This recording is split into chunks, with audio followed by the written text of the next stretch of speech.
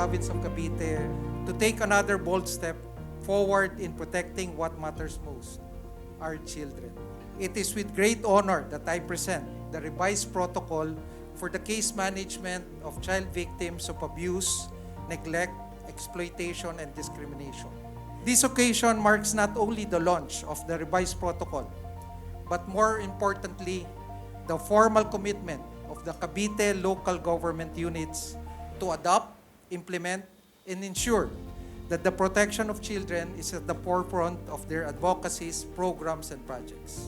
Importantly, this revised protocol responds to evolving challenges, including emerging forms of exploitation, the need for trauma-informed and child-sensitive processes, ensuring that the justice system itself does not become a source of harm. I think itong nilaunch natin na protocol will greatly help lalo sa mga leaders. So with this kind of protocol, they will be guided on what to do, how to do it, and how to help our children. This collaborative efforts should begin in our family, in the barangay level, until in the local government, up to provincial and national. The content of this protocol so that we can be equipped correctly on what procedure, on what agency can we partner with para mas lalo pa nating mabigyan ang kasagutan ang mga kasong kinakaharap natin ng ating mga kabataan. Mga kabataan na siyang magtataguyod ng ating kinabukasan.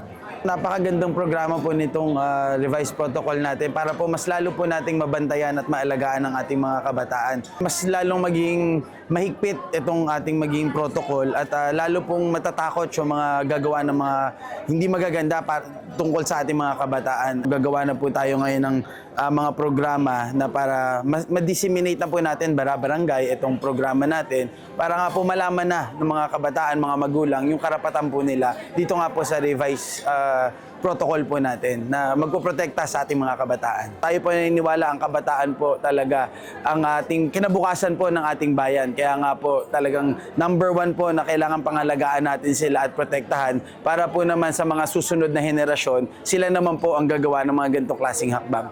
Itong revised at updated na protocol na case management para sa mga batang naaabuso. Kahit anong klaseng abuso, no?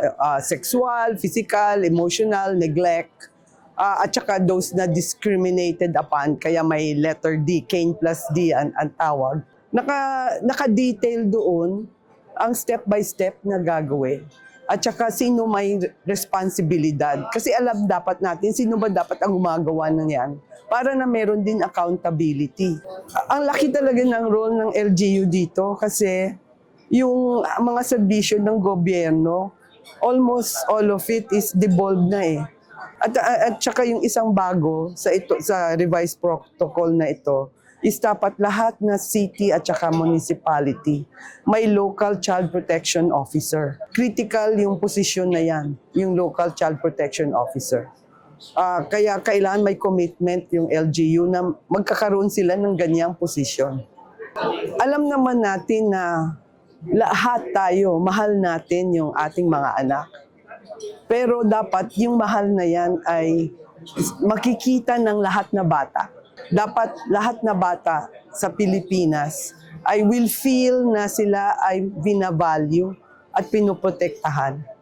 At saka gusto namin na in the end, hindi lamang na the abuse will stop, pero itong mga batang ito ay makukuha nila yung buhay naman na kailangan ng isang bata para siya ay lumaking isang responsible adult contributing sa ating society.